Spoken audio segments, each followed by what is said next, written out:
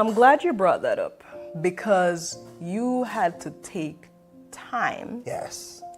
so that you could spend that time Yes. with God. You had to sacrifice time. I didn't sacrifice anything. I gained everything. True. Don't leave there though. Okay. Because a lot of people view it as, I can't give up that time that I need that time to sleep. I need that time to go to work. I need that time to watch a movie. I need that time to do homework. I need that time. Yes. When you spend time with God, you're not sacrificing anything. You're gaining everything. So if you're following along with your guide, you'll see that there's a question here for you that follows along with where we are right now. It says, what are you willing to give up so you can enjoy the presence of God without feeling lonely? And I want for you to say more about that question, because that question has some stuff implied. Yes. Willingness, first of all, I think is the first important thing in there, because that means if I am willing to do something, that means that I recognize the importance, I recognize the benefit, I recognize that what I stand to gain is far more than what I stand to quote unquote lose. The implication there is that you have some stuff in your life that will prevent you from accepting the gift of the Holy Spirit. Holy Spirit does not want to compete with other stuff. He's not going to compete with other stuff. It's Him. The Holy Spirit is your new method, your new outlook, your new reason for living. So it's not something you do part-time. It's not something you do in your spare time. Paul says, I no longer live. It's Christ that lives in me. That's right. That's right. So what's competing? What's there competing with your relationship with God?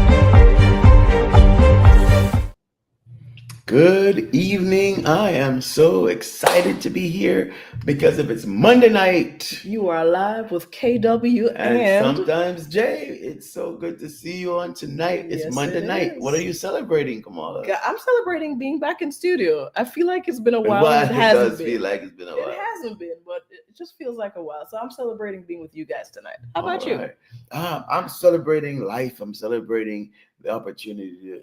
I walked from your job to the house today, Mhm. and it was such a peaceful, calm, when you drive, you miss so You do. much. And You I had do. an opportunity to see the city kind of different in a different way. And I'm celebrating life. I'm celebrating fresh air. I'm celebrating God's Listen, you goodness. got a lot of good stuff from that walk, not just scenery, all that vitamin D. Yes, because the sun was out. Yes. That's sir. another thing I'm celebrating, the cold air being gone. You know what? Thank you. Yes, that part. What are you celebrating this evening? If you're celebrating something, let us know in the chat. And we are so excited that you could join us tonight on a Monday night. What do we do here on Monday nights, Kamala? I want to say something right before I get into that. If you have never been with us before, you might be wondering, well, what's this whole celebration about? Listen, y'all know about Mondays. People have always said, oh my gosh, Monday blues, da da da da da. Our role and goal right here is to revamp the idea of Monday blues for us. It wasn't always that way. It wasn't. We used to come and complain. Talk about yes, Mondays and how horrible our Mondays were. Yes, we did.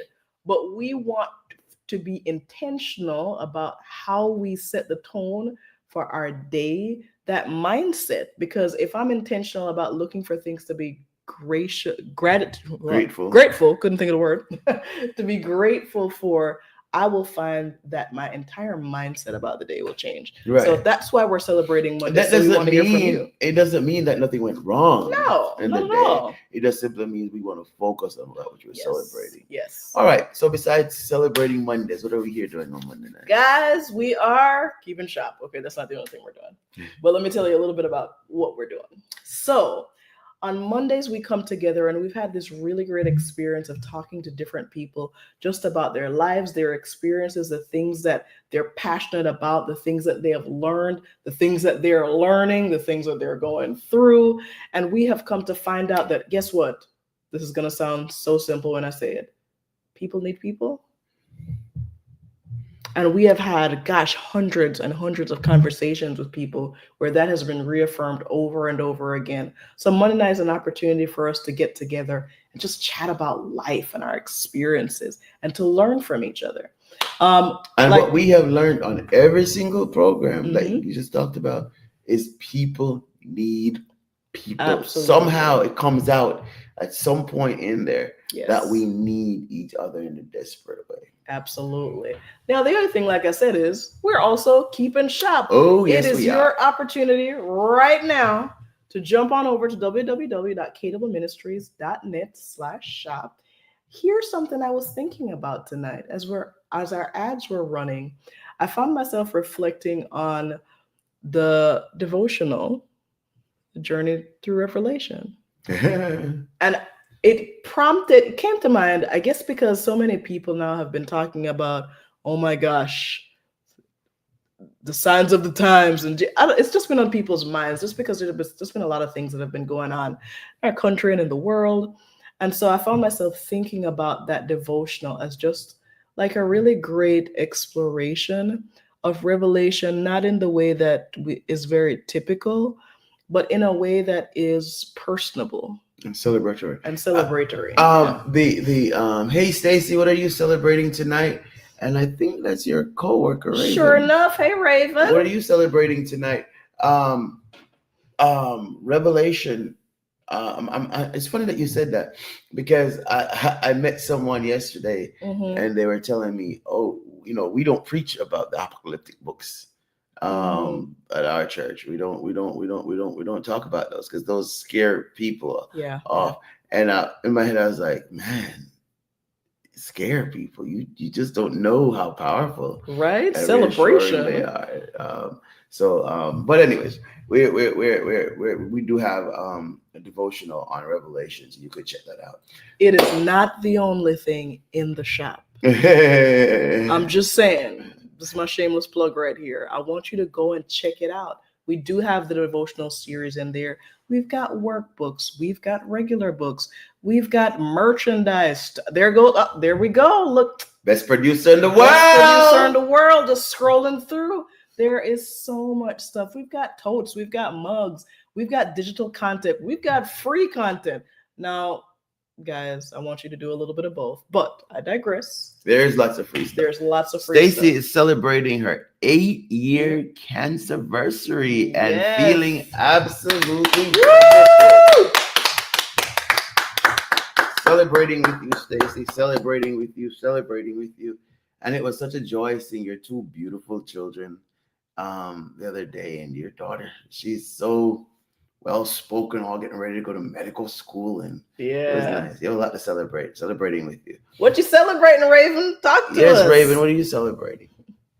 All right, we are so excited. Yes. This is part 2 It of a is. great conversation we have had, Yes. and I am so excited. You want to introduce? If you missed the first one, y'all, you missed it. But guess what? You can always go back. We are welcoming back to the stage Ebony Harris. Woo! And let me tell you, the first time around, she took us on a journey through trauma, the definition of it, understanding her own experience of it, and the way that just this knowledge has really shifted and moved her life in a way that she is now empowering other people. Ebony is a speaker, author, mental health strategist, and coach. She has been an RN for many, many years, and she brings to the stage a wealth of knowledge and inspiration. Before we ask Ebony what she's celebrating, well, Raven is celebrating life. So much going on in the world. Life means so much. Yes. That is right. That is right. Before we ask Ebony what she's celebrating, can you talk about her book? Because we're going to start talking again. I know. Just like last time, we're not going to. So can we be intentional about talking about her book? On the start. On the start? Well, listen.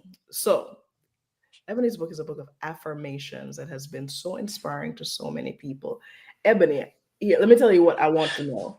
I know we're going to talk about celebration, but just talk a little bit about that book and where people can celebrate your book tonight. Yes. And as a matter of fact, we want 3 copies of it. Okay, gotcha. We're gonna Well, give hey away y'all. 3 copies of it tonight. Hey. Yes.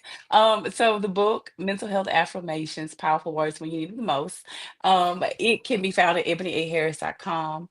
And the book just came from, I'm a person that's always looking for a problem that I have the ability to solve and that God has given me the ability to solve.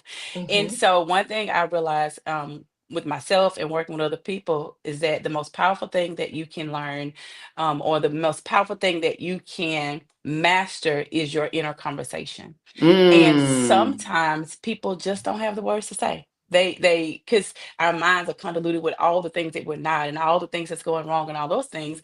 And sometimes they just need, a little bit of help with some things to Mhm. say.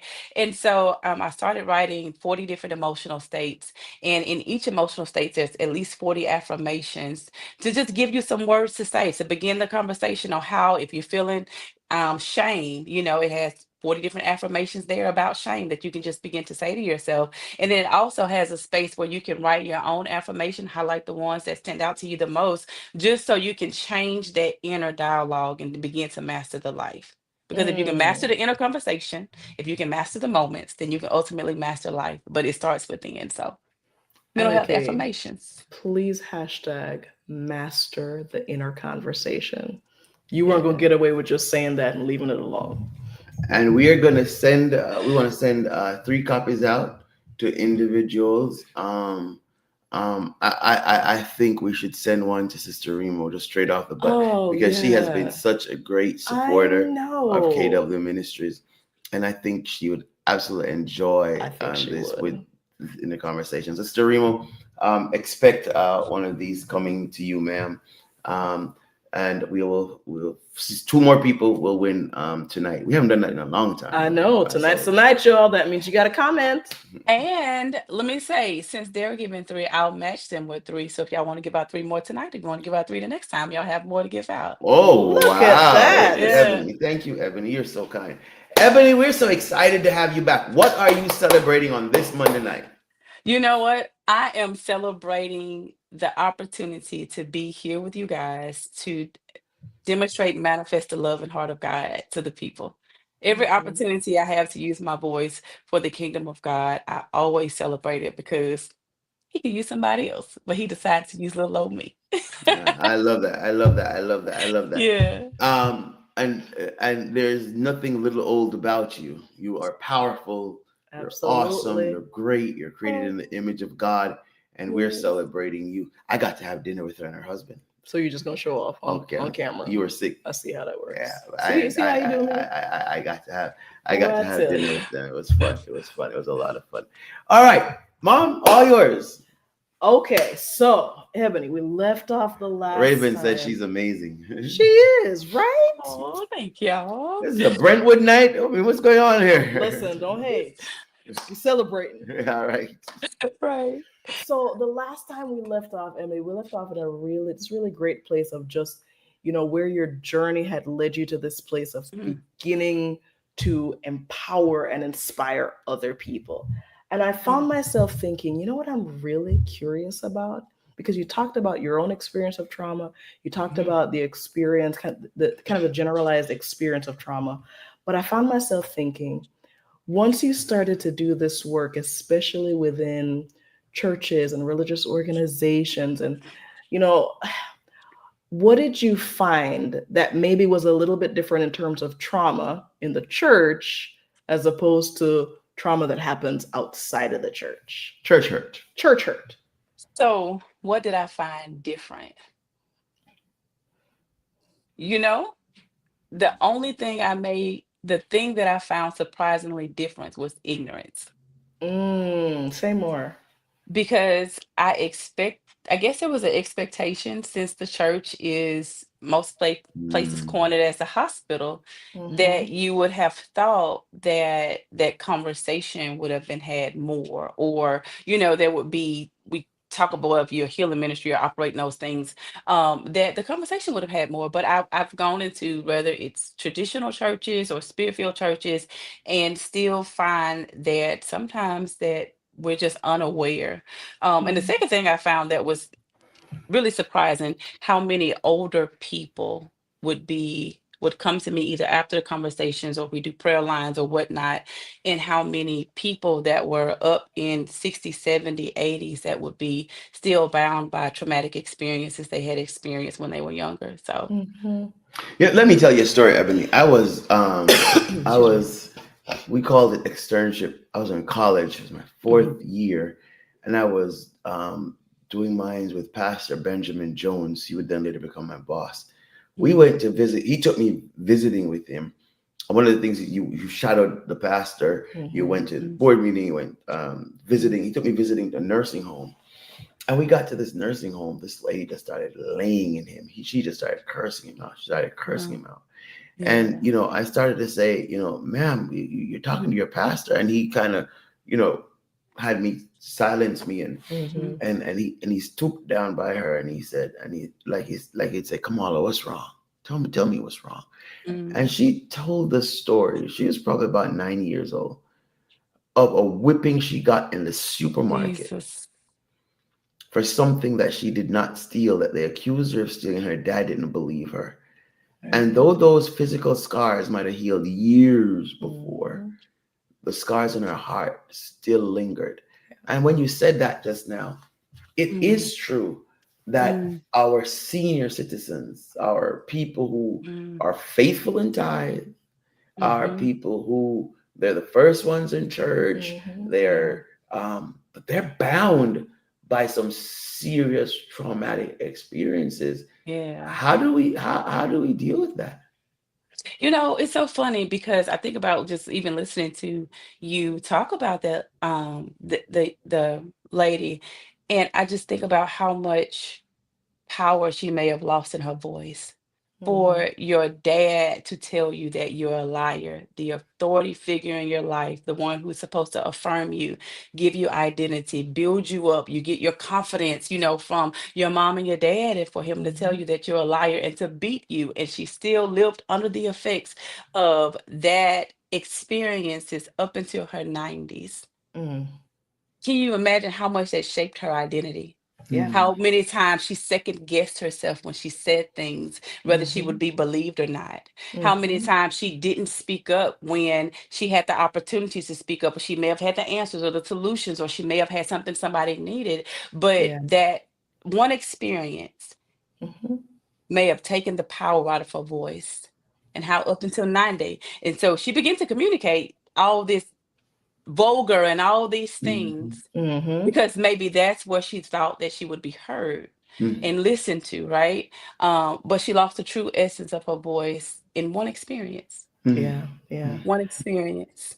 And I think about how many times we lose the essence of who we are in one experience. Mm-hmm. Mm-hmm. One Mm-hmm. experience, and then you have another experience because let's assume that when she went on later in life, maybe Mm-hmm. with a boyfriend, maybe with something else or another relationship later on in life, somebody told her she was a lie in some type of way, right? So Mm-hmm. now that experience affirmed whatever lies she believed Mm-hmm. from the father, that my voice Mm-hmm. isn't Yes. powerful, that when I open my mouth I'm gonna lie, or when I talk I'm not gonna be believed, so why say anything anyway? You see what I'm Mm-hmm. saying? And now Yeah. she's living under this premise that she doesn't have a voice. Yeah.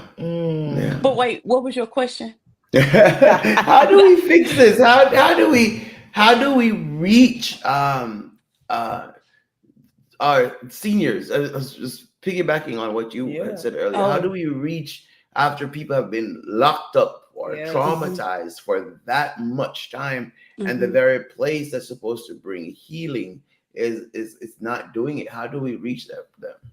You reach them the same Hey, way you Peter, reach welcome. anybody else. You sit. Mm-hmm. I love how your pastor, at that time, how he's just sat beside her and just Mm, had a conversation. We have to begin to hear beyond the noise if we're going to reach people in this area of trauma and mental health. Yeah. So many times we're taking back by what they're doing or what they're displaying, and we're not looking or listening beyond the noise. And so, Mm-hmm. how we reach our citizens, we sit down, we have a conversation with them. We make a decision that not going to be moved. We're going to have some emotional strength and some emotional intelligence, and we're Mm-hmm. going to know our own triggers. So if that yelling and stuff do something to you, you make up a decision like she's not mama, she's not daddy, she's not whoever I was raised under, and we Mm-hmm. sit and we have conversations. Yeah. And we have hearing beyond the conversations. noise. Peter said, Yeah. Peter, what are you hearing beyond the noise? Yes. Yes. Mhm. I'm sitting here thinking about, just kind of how you're describing just opening space, holding space for people Mhm. to allow them Mhm. to use their voice and maybe in a way that they have not used it. And it makes me think back to kind of the original thing that you said that was surprising to you, that there was so much ignorance Mhm. in circles of Faith trust, in the circles of church. faith Mhm. about that. And I wonder if, is there a possibility that we have not been able to create spaces, true spaces of safety within some of our church settings to where people feel like they can have that voice so that the conversations can be had, so that there can be less ignorance? What do you think? Absolutely. I think first we need to stop demonizing everything. Um, yeah, of course, even our traumatic experiences, that the enemy could have sent those things, to begin to alter the trajectory of our life, right? Because if he can get us when we're younger to change, to impact our identity and who we see and how we see ourselves, of course he can impact, because it's all about the impact that God created us for. You know what I mean?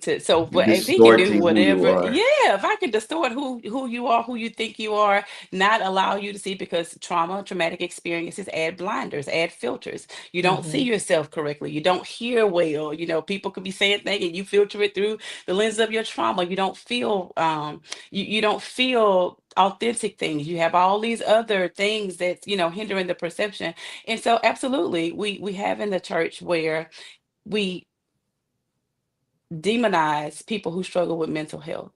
And so if I think that it's demonic, if it's I have a demon because I have a mental health issue or I'm experiencing a moment, then of course I'm not going to talk about it. Of course I'm Mm-hmm. not going to, right? Now, granted, is there a spiritual side to it? Absolutely. But we have to not make people feel ashamed around a conversation that already has a lot of stigma. And Mhm. Yeah. so a big part I believe that we need to do as a church is marry the two. we Yeah. we need to be able to bring a healthy marrying of the two, right? And even if there does require deliverance in some instances, right? Even if what are you going to do after you get them delivered? After you've dealt with the demonic influence in Mm-hmm. their life as a believer, that house is uninhabited, right? And so they have the run the potential to be worse off than they were because Yep. we did not do the soul care to make sure that the doors are closed so they won't begin to cycle into worse off conditions or worse off states. So Yeah. So will it be fair? Would it be and I'm a pastor, Ebony. mhm. And so it's not in my best interest to say what I'm about to say.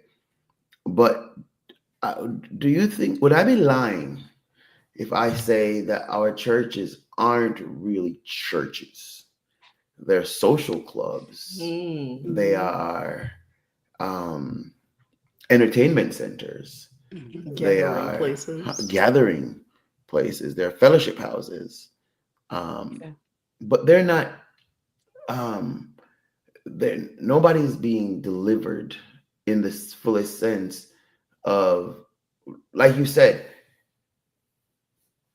Kamala asked earlier, what was the difference between what we were experiencing in the world and in the church? And in the world, I said the world is doing better, a less job now of demonizing people who have Mhm. mental issues or For mental sure. illnesses. They're doing a lot better than we as a church are doing. Hmm. But would it be safe to say that what we're working on a survey at our church, and one of the things that keeps coming up over and over and over again in people I speak to is the church needs to actually be the church. Yeah. It actually, sorry, actually needs to be a place of healing. Yeah. So one, is it true?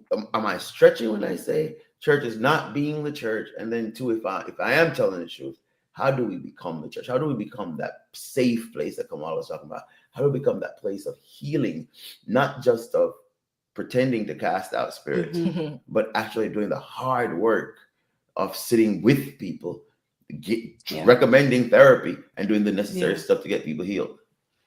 Yeah, you're not too far off in that. Now in the church, do we have some gathering spaces that are doing the work that you do see, the deliverance and you do see the therapy? Absolutely. I'm seeing more and I'm hearing more of these conversations more now, thank God, than when I first started, when my heart was first connected to this work. Hmm. But even for those that may lack, um, one is about being educated. You Hmm. know, sometimes we reject what we don't know No, Yeah. Yeah. that's and we good. demonize what we don't know. Hmm. And Hashtag, sometimes sometimes we reject what we don't know. Yes. and sometimes it's just bringing in a professional. Now granted, sometimes it's best to have a spirit-filled professional, right? Because they Hmm. understand the trichotomy of things and they understand a Hmm. little bit more. But bringing in some professional, getting some training, don't not being beyond education outside of your realm and your scope, right? And understanding that one person can't do it all. It's crazy to me that we expect the pastors to do every single thing, right? Bring in the people who are trained, who have a heart for healing and mental health and therapy, who has the gift of wise counsel on them, wisdom and counsel on them. Begin to identify these people, even if sometimes it's about developing the people that you have versus you doing it all. Sometimes people Hold don't on, realize. hold on, hold on. But then I no longer will be the man. What are you talking about? You're then going to rob me of the prestige of being the pastor. What are you talking about? You need to get back on the altar. You need to die daily because you mustn't die today. Hey. Because it's not all about us. It's about thy kingdom come, thy Yes. will be done, right? And we are Yes. all called to bring forth and manifest the kingdom of God in this earth realm. It's not just Yes. called to one person. It's not Yes. just called for, you see what I mean, just the pastors to do these things. And that's why the pastors, some of them are worn out, They That's can't why. do it. They don't But you know know how to what? do it. We But don't listen know how here, to do it. an emotionally healthy pastor Yeah. and an emotionally healed pastor understands that they can't do it all. Right. And they're very aware and they're very cognizant of bringing people in who can. Yeah. When sometimes you have leaders that are broken And I went and spoke on a panel last weekend, and I was Mm-hmm. speaking with the pastor after the panel, and we just began to conversate because everybody assumed that I'm a therapist. And so we began to have conversation, and in the conversation, he was telling me about an experience he had when he was basically kicked out of a church, and God put on his church heart to start a church, and he talked about how for so long he would not trust, and he did every single thing because he did not realize that he was carrying the wound and the offense of the experience he had when they put him out. And somewhere in his subconscious, he said, they'll never be able to put me out of another church again. And so he just Mm. tried to begin to try to run everything until the Spirit of God began to deal with that thing in him, right? And so sometimes the leaders are wounded and they Yeah. don't want to have conversations about wounds and about healings and things because they figured it's going to expose in them something in them that's unhealed. When reality, it'll bring healing to you. And maybe the ministry can grow because you're allowing people to be raised up in the thing that God called and created them to do. And so education, bringing people in, not being afraid of what you don't know. Of course, you vet people because some people be talking about some crazy stuff now. Yep. They talk about Say some that. crazy stuff, right? But allowing the Holy Spirit to lead and connect you to the Yeah. information, to the resources, to the training. Bring your leadership teams out, right? If you have a leadership teams need to be trauma informed. They need to be trauma sensitive, even if they're not the ones that's going to administer the healing. They need to know who we're dealing with because now, in the time we're in the dispensation where a lot of people are going to begin to come into the kingdom, these people are not going to be saved. They're not going to be healed. They're coming to the kingdom of God to experience the power of God. One of those manifestations is through healing. We need to get ready. We need to make sure that the people in our church aren't offended by them cussing when you, like the woman did at the nursing home, Mm-hmm. right? We have to make sure we're not offended, but how we not get offended? We become trauma informed. We make Yeah. sure Oh, that that's good. we're walking in healing and wholeness. So we're not reacting to what we're seeing, but we're ushering them into a place of healing that we have experienced Yeah. ourselves. Ebony, you said something. I mean, That's a you lot. said a lot of things, but there was something in particular that resonated with me that I wanted to hear a little bit more about. Mhm. In your discussion, you kind of talked about, sometimes people, they have their own brokenness, and because they do, they don't want it to come out. And I find that part of this conversation Mm. about becoming trauma informed and even educating ourselves has to do with this piece about being able to embrace vulnerability, and that's tough for some Mm. people. Can you talk about the importance of vulnerability on this journey Yes. to us all being trauma informed and trauma sensitive? Yes. So vulnerability. I realize some people are transparent, but they're not really vulnerable, Mm-hmm. right? And vulnerability is n- not just in trauma informed with seeing other people's traumas, but trauma informed with myself first, Mm-hmm. right? And a big part of anyone's healing is vulnerability because if on your healing journey you're never uncomfortable, it's not bringing up painful things, I begin to question, are you really being are you really walking out your healing process? Are you on a Because real journey? yeah, Mm-hmm. because a big part of that is vulnerability, and vulnerability is scary, and vulnerability is, uncomfortable at a lot of times because you're exposing wounds. However, that requires a safe space. That Mm-hmm. requires being in the right environments with the right people. And so, first part of vulnerability is we have to be vulnerable with ourselves in our own understanding and self-awareness, and our experience and things like that. And then, of course, when we're walking others through this healing journey, it's going to require vulnerability. However, it requires safe places, Mm-hmm. safe spaces, right? We have to create that because sometimes we as people want people to. Big part of vulnerability is trust, right? We want Mm-hmm. people to trust us and we want people to leap out there, but we have not given them the time and we have not allowed them to vet us to see if we can be safety to them. Yeah, Mm. yeah. I Hmm. but you said something. I thought you said a lot, and something that jumped out on me while you were talking is the idea is, are we ready for these different kind of people that will Yeah. come into the church?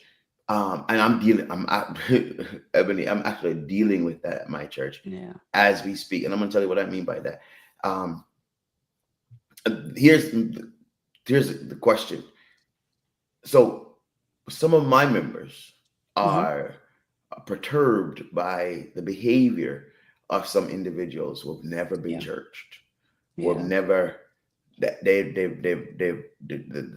behavior pattern is at school. The behavior pattern is they've just never been churched, right? Mhm. And some of us are disturbed by it, right? Mhm. Um, but Ebony, I know these Negroes. They've been in the church. I'm sorry. Okay, my wife's. I'm sorry. Um, I'm so sorry. Um, I know my members very well, and they have been in the church for 100 years, and their behaviors haven't changed. They have been able to mask their behavior, but their behavior is you catch them in a board meeting and you say the wrong thing, and they'll act 20 times worse than these individuals that disgust them so much. My question is this lack of awareness on our part that we can so easily um call out because somebody doesn't dress Mhm. or the cursing that you just said. I remember there was this whole meeting about people cursing when just the other day one woman was just cussing up a storm in my ears. Where what is that lack of awareness? Is it a lack of awareness? Mhm. And how do you say to people, chill out, leave people alone? It is a lack of awareness. It's a lack of self-awareness for one. um, Understanding that we all are humans that are yet navigating through some type of situation, heart posture, or something. So they're not aware of their self righteousness, first off. Because we want to be aware, but we don't want to be self aware. Right? We want Mm. to be aware of everything that's Mm. wrong with you, with you, with you, with Mhm. you, with you, but we never sit and put the mirror to ourselves and say, wait, how about It's you? me. Let's, Mhm. yeah, let's deal with me, Lord, first.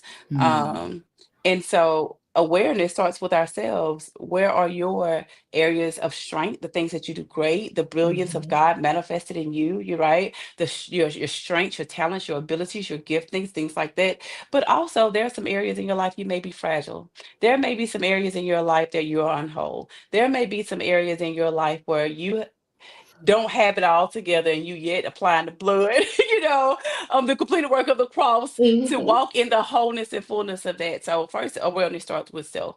Second, now you're in a unique position, Pastor Wiston, because you have the ability to educate and have these conversations about people coming in a difference in awareness and things like that. You're in a unique position as a pastor to have these type of conversations, whether it's on your Sunday message or your Wednesday Bible studies, to show the difference in the Bible, how the unbelievers begin to come into church and the work that we have to do. Sometimes we want people to come to church and have it together when they come.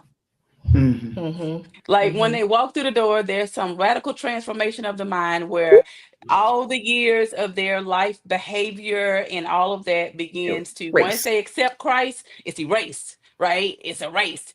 And somewhere we do a discern, well, the experience of people are erased and the hardship of life is erased. Mhm. Somewhere we Mhm. do a disservice to the people and the preaching of the gospel, that all of that's erased once we accept Christ.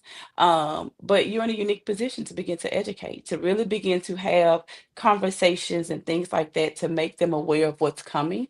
Because they may be a little shell shocked, right? Because they've been in church all their life. And you know what they've learned to do? They learn to cuss at home and not in the church. Yep. And Yep. so they like, okay, since I got it together and can separate the two, these people should automatically know, and they assume. Mhm. But And we can these take. people are coming with their authentic selves. Mhm. Mm-hmm. Mm-hmm. And Mm-hmm. doesn't that make them closer to the kingdom than us who have been Yeah. around and have learned to compartmentalize? Mhm. It Mm-hmm. surely does. And deal with that spirit of religion and Yeah, tradition, yeah, yeah, yeah, self-righteousness, all that kind of go in there. So may need yeah. to do some work in prayer against those spirits in the spirit realm, while in the natural educating and talking and really begin to just have these conversations about these things, about how to handle people, and about the people, when they're in a broken state, what that looks like, trauma informed church, right? Mhm. Knowing that when people come in and they're not used to church and they're unchurched, that these are some of the things they maybe experience, but don't let it trigger you. Don't Yeah. let it, because we're supposed to love, we're supposed to demonstrate the love of God to the unsaved, right? If I'm going to write you off because I don't like that you cussed it, how can I demonstrate the love of God to you? Mm-hmm. So, Have to be able to have a conversation, right? I love it. um, Trauma informed church. I I yes, heard that for sure. yes. I'm curious, Ebony, because as you guys were having that conversation back and forth just now, I found myself thinking that that lack of self awareness is part of what contributes to that lack of safe spaces. Yes. absolutely. I can't create a safe space for somebody Mhm. if I'm unaware of how my presence impacts them. Yes. And so I wanted to ask you a little bit more about a safe space because As you're that's a asking, Mhm. hi Sharifa, welcome. I see you on hey, my page. Welcome. that because safe spaces is this kind of terminology that I think has become very synonymous Mhm. with being trauma informed. But what does Mhm. that really mean? What does it mean for me to have a safe space with somebody? What does that look like? Mm, That I can trust you in its rawest terms.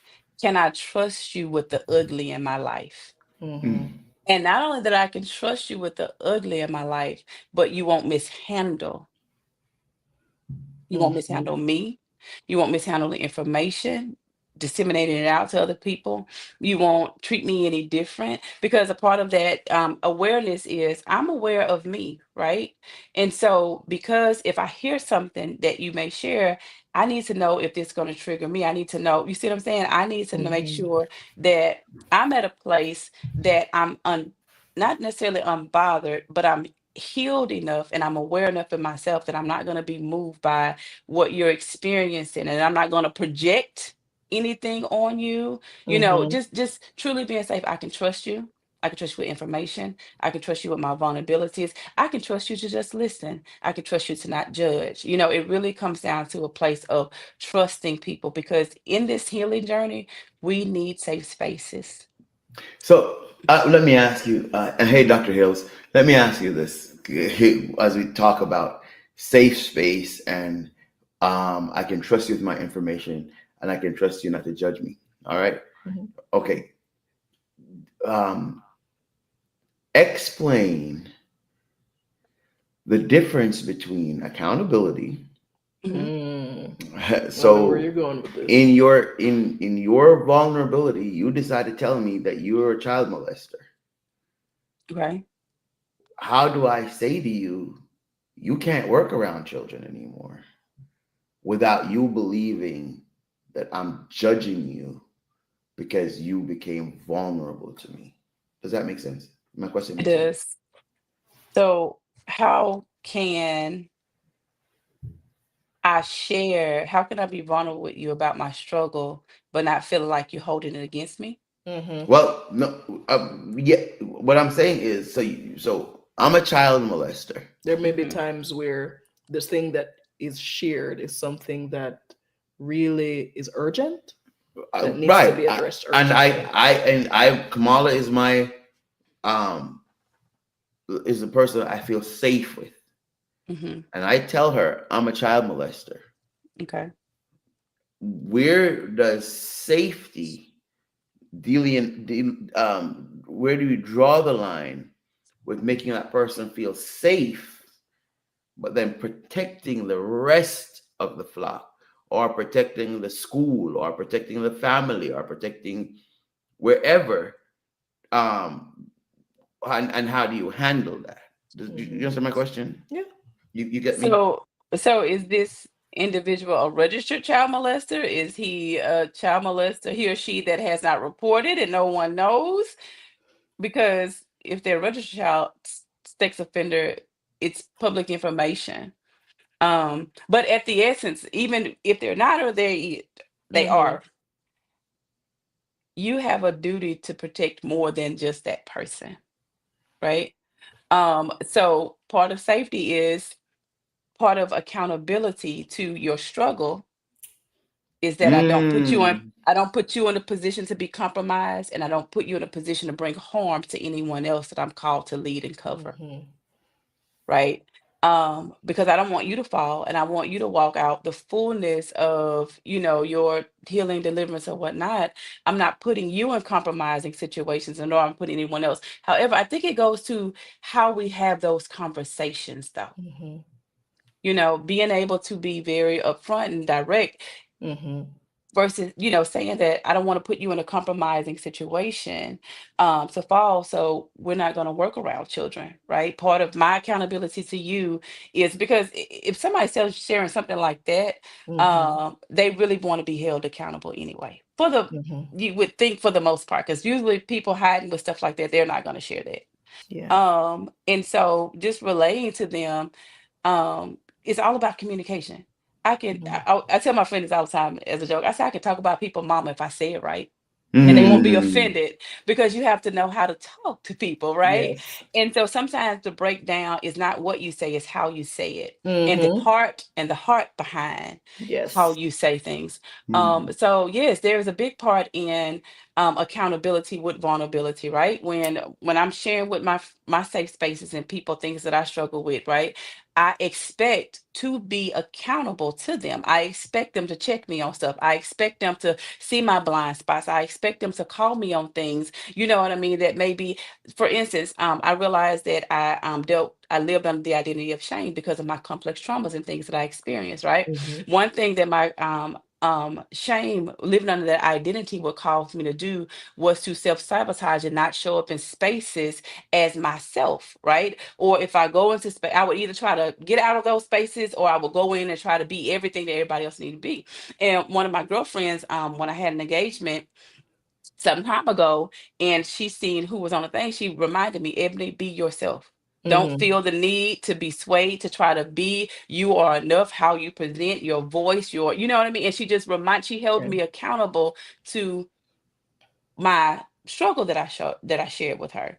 And so there's accountability in that. If part of a safe space is accountability, and Ooh. if you don't plan to have accountability with that person, then I don't know what we're really doing on this journey, because a part of Mm-hmm. healing is accountability.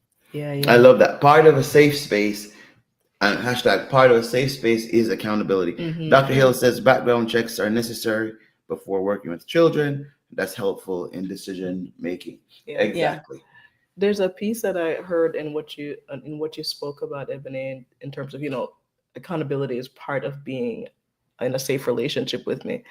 Hmm. Relationship, like that whole intentionality, the ability to talk with somebody and be open and vulnerable and honest and give feedback and hear it. For me, I hear that as I have a relationship with you Yeah. where we can journey through this thing together. It's Yeah. Black History Month, and I don't want to. And it's already 8:42 Central Just Time, that quick. 9:42 on the East Coast, and I don't want to leave without us dealing with Black trauma Mm. and Black church trauma, Mm-hmm. which how, how do- we as a people, we are a traumatized Mhm. people. Mm-hmm. Well, let me ask you, in y'all's experience, are we getting better in being aware of our collective trauma as Black people? I think so. I think we're making progress. We're having more conversations. Um, if nothing else, in this age, we're the information age, Mm-hmm. where we're informed, but I'm not sure if we are doing enough about doing anything with the information, Mm-hmm. to the magnitude where it brings a greater impact in our culture, right? Um, But however, are we making progress? Absolutely. I believe that we're making progress. We're, like I said, we're in the information age. People know a lot more today than they would have known 30, 40, 50 years ago. My concern is, what are we doing with that information? What are we doing to change some of the generational traumas and the cultural traumas that we've experienced, some at the hand of our parents and our ancestors or whatnot. How are we changing that dynamic in our households? How are we living, how are we coming from under the effects of the things we experience and begin to change what we look like as a community of people, right? So I feel like we have information, we're just not doing a lot with it Yeah. or enough with it like we should. Yeah. How and so currently the church is not an answer. So where do we find, how do we find help for these communities? And I'm gonna tell you what I mean. Let me ask that question differently. Um, so churches, Mhm. we need. Oh boy, look, I'm gonna be fired, ain't I? We need a certain kind of people. We need for you to have a job in a church. All Mhm. right, because if you don't have a job, then we don't get tithe and offering. You don't get tithe and offering, then you can't support the people that are not working. You can't support ministries if you have a full-time pastor. They can't be Mhm. paid, so forth and so on. Boom. You with me? Mhm. All right. Politicians don't care about you because you can't pay taxes. Mm-hmm. Mhm. Where does that leave the marginalized people who are living out their trauma by not finding jobs, a depressed community? Mm-hmm. Yeah. Where does that, the church don't want you, Mm-hmm. Mhm. the government doesn't want you because you're not paying any taxes, your family doesn't want you because you're now a burden. Mm. The people who leave those communities and go on to educate themselves or going to get a trade and are doing well, they don't want you around because you're always asking them for stuff. Mhm. How, where do those individuals go for the help that they need, and how do you help? So, a couple of things with that. And all of those people, the politicians, some of the churches, some of the um, people with the working and the blue collar and things like that. The truth is, some of them don't want you. But also, because two things can be true at the same time, there are many people who fall in those categories who do. Hmm. Yes. Right?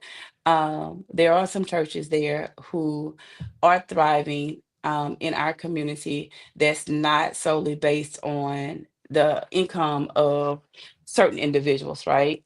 Mm-hmm. Um, that have business minds, that have, witty and creative ways to generate an income outside of the tithes of our community, right? So Mm-hmm. there are some places and spaces that don't, but there are places that do. Even with the government, if you don't work, one great thing that you do have is what? Medicaid or Medicare. So even if the government don't want you, they still provide you with some resource so you can go get the help that you need. The Mm-hmm. beautiful thing about the kingdom is that the kingdom is not stuck in the four walls of the church. And because the kingdom is not stuck in the four walls of the church, we have people that are walking down the street that represent the kingdom every day. Now, where am I going with this? Now you have counseling centers, you have rehabs, you have different things out there that has the resources that are just as kingdom minded as the four walls of the church that's doing the work of God and making a greater impact to those people who are marginalized and don't feel like they have the help. So Mm-hmm. do they have to get in the church? Absolutely not. Do we have spirit-filled, God-minded, the heart of God people that are working as counselors, as LPCs, as strategists, as different things that are out in the communities with the heart? Because listen, God sees not only those that are high, but He sees those that are low. He is close to the brokenhearted. He's a lifter of a bowed down head. Will He not create resources for those that are marginalized by the government and the church and by the families and things like that? He is not a limited God. He is not a God that is too short of answers and solutions and resources and things like that. So, though they may feel pushed out, and they may be pushed out by some churches, they may be pushed out by some governments, but they are not pushed out by God. And He has created people like me with the heart for the community to go out and say, hey, look, I see you. I got you. Right. Yes. And so, yeah, some may be. And woe unto them. Woe unto them, Mm. right? But guess what? Because they won't, somebody else will. God is raising up. God has raised up. God will continue to raise up those who will be right there where they are and meet their need, right? And listen, I'm not even gonna shame or condemn the people who's not, because guess what, they may have a different assignment. They may have assignment to a different generation, to a different group, to a different nationality, to a different, realms, a realm of people that I may not have a heart for. Mhm. And I'm not Mhm. going to turn my face to them because their heart posture is different from mine for the generation or the nations that they're called to reach. My nation may be the marginalized people. Yours may be the wealthy and to bring health and whatever to the wealthy. Yours may be Mhm. something else. And I honor and respect every assignment while walking and fulfilling mine, even to the marginalized. That's good. Yes, Yeah. That was ma'am. good. That was Yes, good. That was good. Yeah. That was Ebony, good. that was, gosh, words fail. I think that's so important what you just said. Yeah. Find your people. Your people are Hmm. there. Your Yeah. people are there. And along with find your people, one of the things that I heard clearly was don't don't acknowledge ministries Mm-hmm. that are not necessarily traditional Traditional. Yeah, ministries. absolutely. Mhm. And just Absolutely. because you're not doing it in a traditional way Yeah. doesn't mean it's not a part of the ministry. And then the other Mhm. thing that I heard highlighted Yeah. there was these counseling centers, these rehab centers Mm-hmm. are places of ministry. They are the Yeah. Absolutely. healing hands of God also. Absolutely. And I Yeah. think that was just really critical of what you said. But I would like you to say a word though. Um, um, Ms. Dixon said he's a big God. That's right. Yes, that's right. That's Yes. right. Do say a word though to, and because Kamala said that she wanted to lean this direct in a religious direction tonight, and so Hmm. do say a word to churches Yeah. and our responsibility to the Mm-hmm. marginalized, to the people who who they're not fake, they're not, they didn't learn to Mask. mask. There's another word I'm looking for. They're not polished. That's still not the word I'm looking for. I'm looking for Hmm. they didn't compartmentalize, but I'm not finding the word I want. But what it means is they didn't learn to be one way in front of Mm-hmm. different groups of people. But say a word to those of us who did, who you said it earlier. I curse at home, Mm-hmm. but somehow I Hmm. know when I go to church, Yeah. I can code I can switch. switch. Yeah. Say a word about our responsibility You to know, community. I wanted to call them hypocrites. In my moment, I That's was. what but that's what Jesus called them. But I was anyway, about sorry. to I was about to call them hypocrites, right? And Holy Mm-hmm. Spirit said, I mean, I did just say hypocrites, but that ain't what I'm saying. The Holy Spirit began to just deal with my heart because even the hypocritical Mm-hmm. is a manifestation of a deeper wound that we don't see. Yes. Yes. Yes. Yes. Why did Hold we on. learn? Hold on. Even hashtag, even the hypocritical A is a manifestation of manifestation a of a deeper deeper wound. wound. Yeah, Mm-hmm. yeah. Somewhere in their identity that they felt like I had to be here, this way Yeah. here, and this way there. That's true. Mm-hmm. What where they picked it up, I don't know. Mm-hmm. But somewhere along life, they learned that for them to feel safe and or valued, they needed to present this way, Yes. right? Yes. And so to that person who does that, because that used to be me. Whoever, listen, I was one way with y'all, I was another way with somebody else, I was another way Mm-hmm. with somebody else, just trying to find some type of connection and acceptance somewhere. So I say to those people who are compartmentalized, who are cut, who are one way at home and another way at church, I say to you, find healing. Mm-hmm. That Mm. how you present the mini mask you wear is not the identity that God has given you. and you're trying to find acceptance, and you're trying to find reassurance, and you're trying to find adoption in being one way in one place, but the Lord accepts you how you are. And it's not his plan for you to be, it is not his desire for you to be many different faces in many different places, because El Roi sees you anyway. He Hey. sees you, and he's the one that you should be working to please. And he's the one that you should be looking to make sure that when he sees you, that he sees the one that is whatever you're presenting to be. So I say to you, find healing for yourself.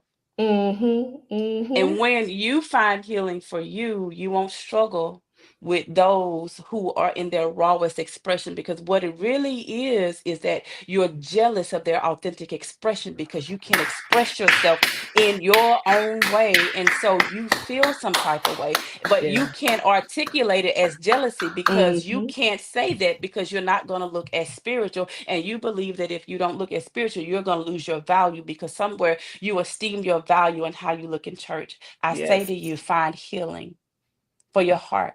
Mm. And as you find healing, you won't struggle with that anymore. And you'll Yes. begin to honor yourself, and you'll begin to love on yourself, and you'll begin to discover who you really are. And you'll begin to have your highest expression of yourself, your most authentic self. You'll begin to be, and then you'll help others find freedom in that same thing. But I want you to learn from the people that you're looking down on is that they're walking in freedom. And I pray and release that same level of freedom to you, that you can be who you are, to find the deliverance, the healing, and the full manifestation of God for your life in this level of freedom. Because the whom the Son set free is truly free indeed. Free And if indeed. you're being one person one way and somewhere else, you're not walking in the freedom of God, and you are negating the completed work of the cross. He wants you free, and not only just in from death, hell, and the grave, but he wants you free in your identity. Be Yes. who God created you to be, and not the hypocrite or the mask that you're finding yourself hiding under. Yes, ma'am. Ah. Ebony, there is somebody out here screaming like, how do I get in touch with Ebony so that she can help me on this journey? My church, my Yeah. organization. Ebony, how do the people reach you? So you can reach me at ebonyaharris.com. That's my website. If you find me on social media, it'll be Ebony A. Harris.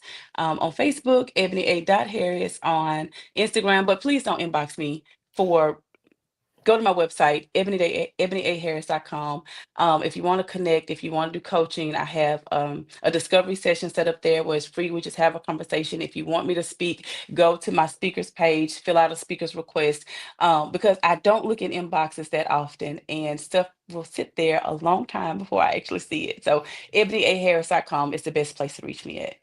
Ah, since book, I need to go book you because I texted her and asked her to speak for something for me and I haven't had a response. Now we know So the I need to Really, go Pastor book you. Winston? You're gonna I- put me on Front Street like that? I thought we were Ah, better than that. so We were book, I need better to go than book that. you. Okay, okay. See, now I know what to do. I I did. This is thought it. we were better than I was, that. I was just in my ignorance. I was You just in Listen, see, my ignorance.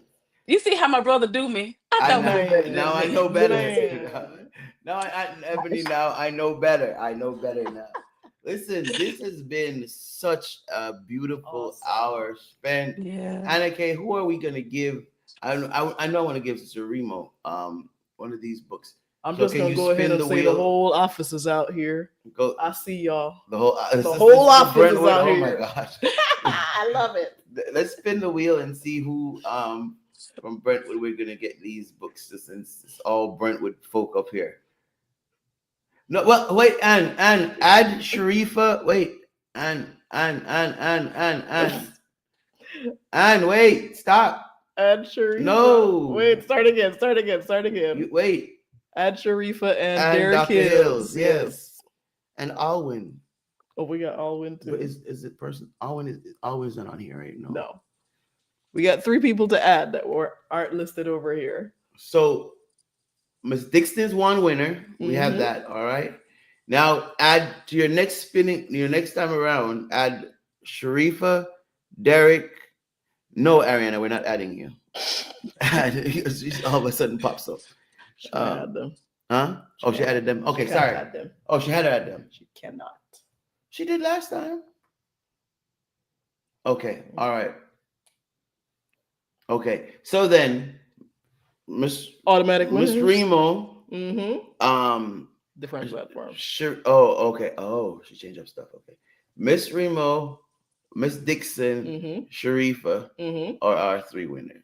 Okay, and then we got three more. Oh, we got for three Ebony. more. Right. How? Oh, right. Ebony said she's giving us three. Right. Oh, So we're gonna spin it two more times. We're gonna pay for all six of them, Ebony, because we gotta support your. Now, how you gonna cut out my blessing and my seed? Don't do that. I got kids and grandkids that need these seeds. I'm sowing. Don't you dare. Don't you dare. Okay, well, Ebony, I won't do that then. Okay. So let's give away three more, and so we have okay. There we go. All right, let's see. Drum roll. Let's see who our next one up is. Okay, writing these down. All right. Raven. Wait, roll again, because Raven already has one. Okay, so Raven can't get one. Okay, all right. All right, let's go. But then we'll give Raven a journey to healing. That's true. Right, because she won something, so we'll give Raven a journey to healing tomorrow. All right, next up. I'm about to say Stacey's. I was about to say Stacey's. Stacey's usually good at winning this stuff. Okay. Nice. All right, so one more. One more, I think. All right. It's the last one for the night, guys. That's why it's so important for you to comment.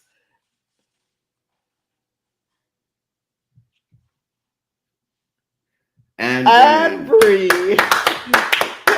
All right, thank you guys so much for hanging out with us. This whole idea of being trauma informed in how we deal with people, it's not just church, but it's society, because we're all in pain. We are. And we all go through life, and life hurts sometimes. And life hurts. Life hurts sometimes. Life hurts sometimes. That's but there's healing.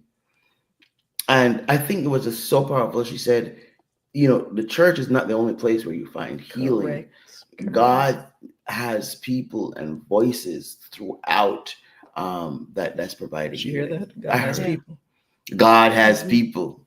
But we are the only hands and feet. That's it. You want to say something and then just that this has been incredible yet again, Ebony. And I ask, will you come back for part 3? Regular guest. Do I have to book you? Listen, I have her up. She didn't respond. I'm getting her back. Malo.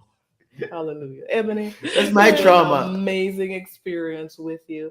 Thank you for educating us. Thank you for inspiring us. And thank you for the change that you are impacting others' lives with every single day. Yeah. Oh, yeah. Thank you guys. Thank you guys for having me. I love our conversations. So you'll come back then? I'll definitely come back. Absolutely. It's a yes. Absolutely. There we go. All right. Well, you're gonna get. Oh, before we go, if you won tonight, we got to give instructions, right? Right. You have to head over to www.claimyourprize right at the bottom of your screen. www.kwministries.net/claimyourprize. Put your information in there if you were a winner, and then we'll get your stuff to you. Stuff out to you. All right. Thank you so very much, Ebony. You get the last word. I get the last word. Yes, ma'am. It's time. It's time. The kingdom has need of all of us. There's something uniquely deposited on the inside of you. We're about to see, for the believers, a great entrance into the kingdom with those that are unsaved, unchurched, fractured, and broken. The best thing you can do to prepare for what's to come is to make sure that you're in a place where healing and wholeness is your testimony. If it's Monday night, you're live with KW and sometimes Jay. Peace.